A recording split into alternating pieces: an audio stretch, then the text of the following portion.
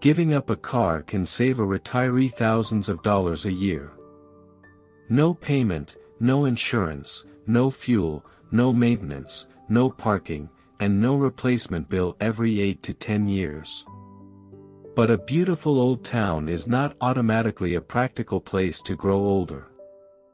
These 8 cities pass a much harder test than looking good in photographs: groceries, doctors, transit, and ordinary daily life, all within reach, on foot, at 75 as well as at 60. I want to draw a distinction right at the start, because it is the distinction that this entire video turns on, and almost nobody makes it. A walkable historic center is not the same thing as a practical car-free city. Almost every old city in Europe and Latin America has a gorgeous pedestrian core. Cobblestones, cafes, a cathedral, no traffic. It photographs beautifully and it is genuinely lovely to visit. But you cannot live inside a postcard. Living without a car means something much more demanding. It means the supermarket is close enough to carry bags home from, several times a week, in the rain. It means the hospital is reachable without a 40-minute mountain road. It means the sidewalks are continuous, wide enough, and not broken. It means the terrain is not a 12% grade. It means the transit runs on a Sunday. And it means all of that still works when you are using a cane. Cobblestones, incidentally, are the perfect example. They are charming and they are a genuine hazard with a walker, a cane, or a wheeled shopping trolley. Nobody puts that in the brochure. Before the cities, let us establish what is actually at stake financially, because the number is larger than most people assume. The American Automobile Association publishes an annual analysis of what it costs to own and operate a new vehicle in the United States, and the figure has been well above $10,000 a year for a new car driven 15,000 miles. Now, most retirees are not driving a new car 15,000 miles a year, so that headline number overstates the typical case. But run your own honest arithmetic and it is still substantial. Count the insurance premium, which for drivers in their 70s frequently starts climbing again rather than falling. Count registration and inspection. Count fuel. Count routine maintenance, tires, brakes, battery. Count the repairs that arrive without warning on an older vehicle, which is the line people always forget because it is irregular. Count parking, if you live anywhere that charges for it. And count depreciation or the replacement cost, because a car is a consumable asset that has to be bought again roughly every decade. For a lot of retired households, that lands somewhere between $4,000 and $8,000 a year for a single older paid-off vehicle, and well above that with a payment. Call it $300 to $600 a month. On a $2,000 monthly budget, eliminating that is not a lifestyle adjustment. It is a 15 to 30% raise. It is very often the single largest structural saving available in a retirement abroad, larger than the rent difference, and it is the one that people plan for least. But there is a second reason this matters, and it is more important than the money. There is a very good chance that at some point you will stop being able to drive safely. That is not pessimism, it is actuarial reality, and it usually does not arrive as a decision. It arrives as a diagnosis, a vision change, a reaction time that is no longer what it was, or a family conversation nobody wants to have. In most of suburban America, losing the ability to drive means losing independence entirely, in a single step, because the built environment offers no alternative. Choosing a car-free city is, in that light, not primarily a way to save money. It is a way to make sure that the worst day does not also cost you your autonomy. The city keeps working when you stop driving. That is the actual product you are buying. So here is the scoring system for this video, and I am declaring it before I use it, because a ranking without a stated weighting is just an opinion. Walkability and transit, 30 points. Safety, 20 points. Healthcare access, 20 points. Affordability, 15 points. Terrain and climate, 10 points. Residency, 5 points. 100 total. Notice that residency is only worth 5 here. That is deliberate and it is different from our other videos. This ranking is about the physical practicality of daily life without a car. The visa question is enormous, but it is a different question, and I did not want it to swamp the thing we are actually measuring. Let us go through the 8. Number 1. Valencia, Spain. Valencia is, in my judgment, the strongest car-free retirement city on this list, and it is not especially close. Start with the terrain, which is the thing nobody thinks about until their knees do. Valencia is flat. Genuinely, unusually flat. That single fact matters more for aging in place than almost anything else, and it is the reason a dozen prettier hill towns do not make this list. Then the transit. Valencia has a metro, an extensive tram network, and comprehensive buses, plus one of the best urban cycling networks in Europe running through the Turia, a former riverbed converted into a 9-kilometer linear park that runs right through the middle of the city. That park is not a decorative amenity. It is a continuous, flat, traffic-free spine you can walk or cycle across the entire city on. Healthcare is Spanish public healthcare, which is among the best in the world, plus a strong private sector, with major hospitals inside the city and reachable by transit. Safety is high. Spain has low violent crime by international standards. Sidewalks are wide and generally well maintained, which sounds like a small thing and is not. The drawbacks. Valencia has gotten expensive, and rents have risen sharply over recent years, so affordability is where it loses points rather than gains them. Summer heat is real and increasingly severe, with July and August genuinely difficult in the middle of the day.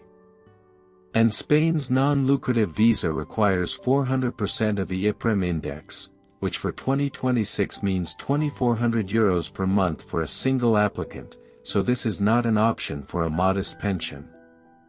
Number 2. Porto, Portugal, with Braga as the cheaper alternative. Porto is a serious transit city. It has a modern metro system, extensive buses, and historic trams, and it is genuinely dense in the way that makes daily errands walkable. Healthcare is good, with major hospitals and a university medical center. Portugal's overall safety record is excellent, consistently ranking among the most peaceful countries in the world. And the D7 visa threshold of about €920 a month makes Portugal one of the most accessible residency options in Western Europe, which is why it scores full marks on that category even though it is only worth 5 points. Now the drawback, and it is a big one for this specific video. Porto is steep. The city climbs sharply from the Douro River, and some of the most beautiful neighborhoods are on genuine hills with steps rather than ramps.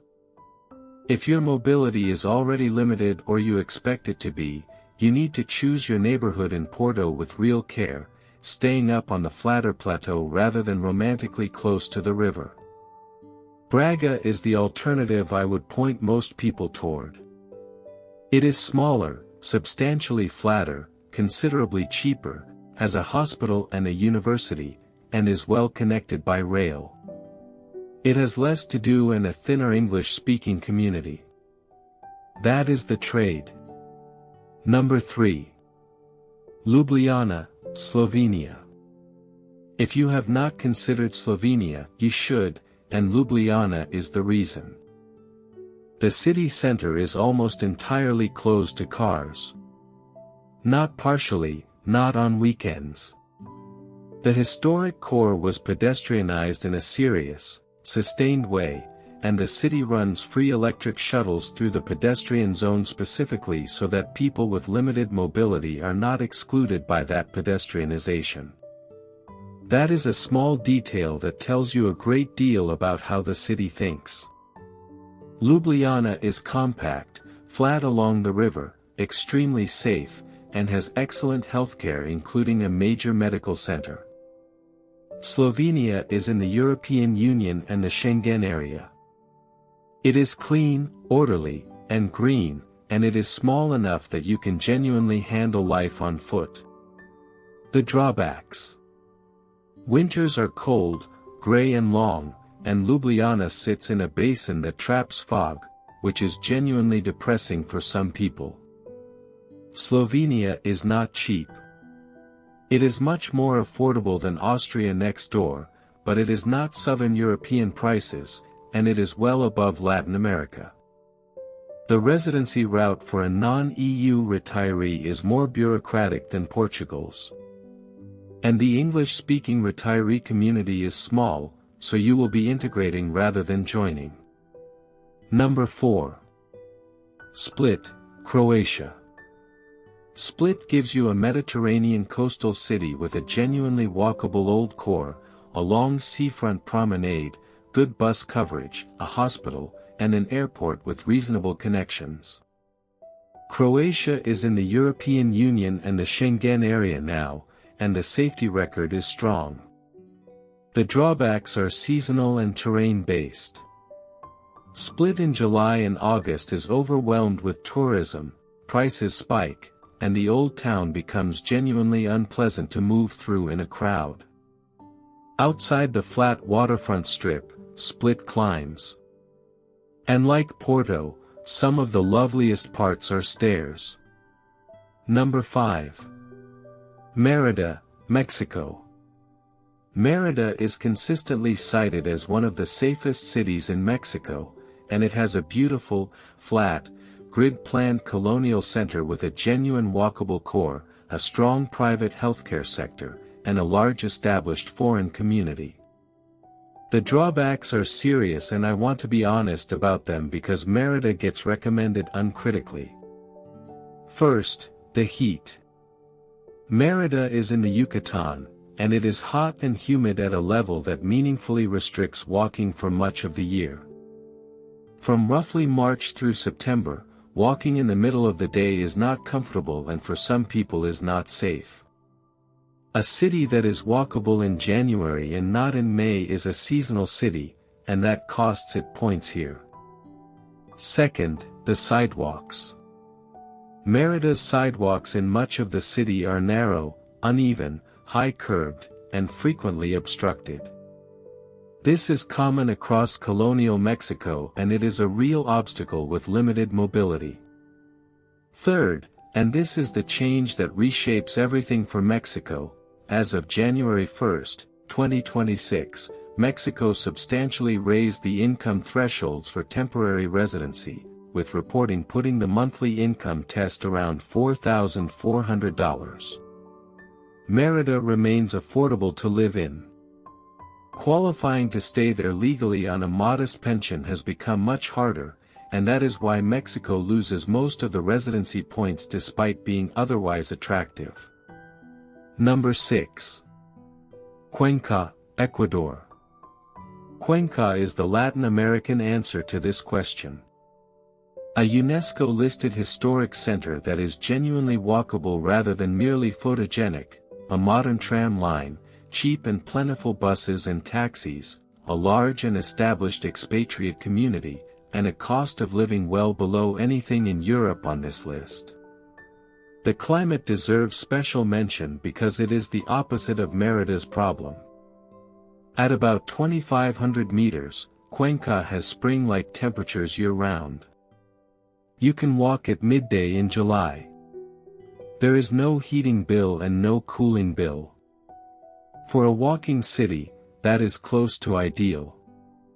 The residency threshold, at 3 times the basic salary, works out to $1,446 a month in 2026, which is achievable on a decent Social Security benefit. The drawbacks. That same altitude that gives you the perfect climate is a genuine medical consideration. 2,500 meters affects some people significantly, particularly with cardiac or pulmonary conditions, and it is something to discuss with your doctor rather than to discover. Cuenca also has hills, and the historic center has steep sections and stairs down to the river. Healthcare is decent but not at European standards, and complex cases mean traveling to Quito or Guayaquil. And Ecuador has had genuine security volatility in recent years, concentrated on the coast rather than in Cuenca, but you should read your government's current advisory rather than take my word or anyone else's. Number 7. Penang, and specifically Georgetown, Malaysia.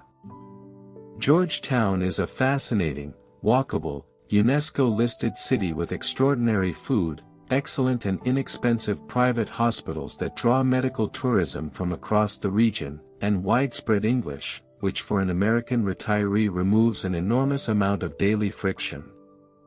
Healthcare is genuinely the strongest argument here. Penang's private hospitals are excellent and cost a fraction of American prices.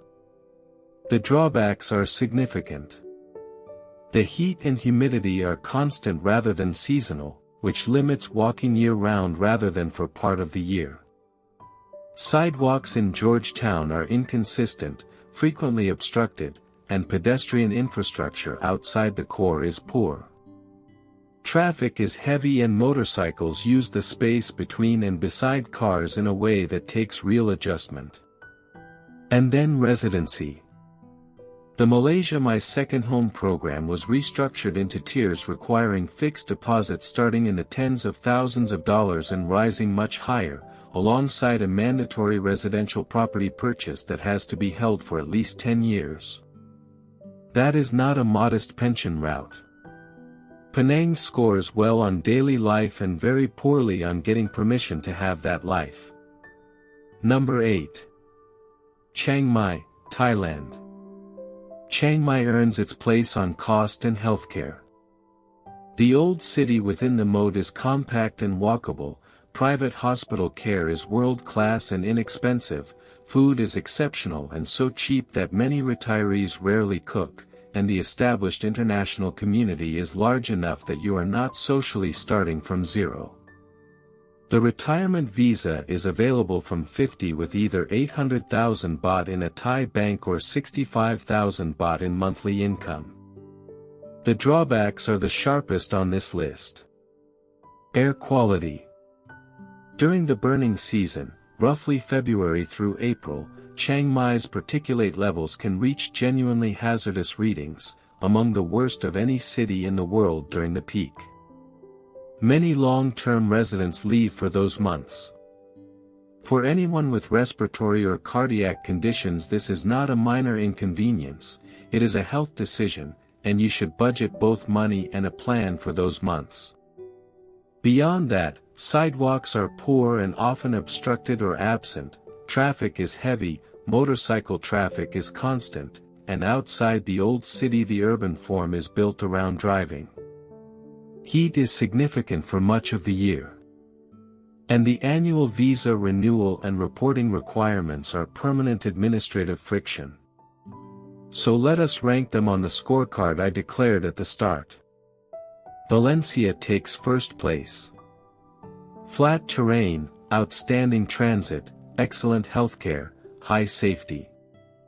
It loses points only on affordability, on summer heat, and on a residency threshold that excludes modest pensions. If you can afford it and qualify for it, nothing else here matches it for aging without a car. Ljubljana is second. It gives up some points on cost and on those gray winters, but the pedestrianized core, the electric shuttles, the safety and the healthcare are exceptional, and the flat riverside center is genuinely easy to move around. Cuenca is third, and it is the best value on this list by a wide margin. The year-round spring climate is the quiet superpower. It loses points on healthcare depth, on hills, and on the altitude question. Porto and Braga come next, effectively tied, with Braga winning on terrain and affordability and Porto winning on transit and amenities. Split follows, strong for 8 months of the year and difficult for the other 4. Merida and Georgetown rank lower here than their reputations suggest, and for the same underlying reason. Both are hot enough that walking is restricted for much of the year, and both have poor pedestrian infrastructure outside their historic cores. Both also now have residency routes that are hard or impossible on a modest pension. Chiang Mai ranks last on this particular scorecard, and I want to be careful about what that means. It is an excellent value retirement city with superb healthcare. It is not a strong car-free city, and the seasonal air quality is a genuine health factor that the walkability question cannot ignore. Before the checklist, a quick word on 4 cities that people always ask about and that did not make the 8, because the reasons are instructive. Lisbon. Superb transit, excellent healthcare, wonderful city. It is also built on 7 hills, some of them severe, and it has become expensive enough that a modest budget gets pushed to the outskirts, which undoes the walkability you moved there for. The famous trams are charming and are not a mobility solution. Athens. Genuinely good metro, very affordable, real healthcare. It loses on summer heat, which is now regularly extreme, on air quality, and on sidewalk conditions that are poor and heavily obstructed by parked cars. Buenos Aires. Wonderfully walkable, flat, great cafes, good private healthcare, and very cheap for dollar earners. It is excluded here mainly on economic volatility. Argentine inflation and currency instability make a fixed dollar budget unusually unpredictable to plan around, and that instability also affects the cost and reliability of services. Medellin. Famous for the metro and the cable cars, and the transit genuinely is impressive. But Medellin is built in a steep valley, and outside a few flat pockets the walking is hard. Add real petty crime concerns in some areas and it drops below the 8. The pattern in all 4 is worth noticing. Each fails on exactly one of the 6 categories, and one is enough. Car-free living does not tolerate a weak link. Now, the ranking tells you which city. It does not tell you which street, and in a car-free retirement the street matters as much as the city does. You can live in Valencia and get this wrong. So here is the neighborhood checklist.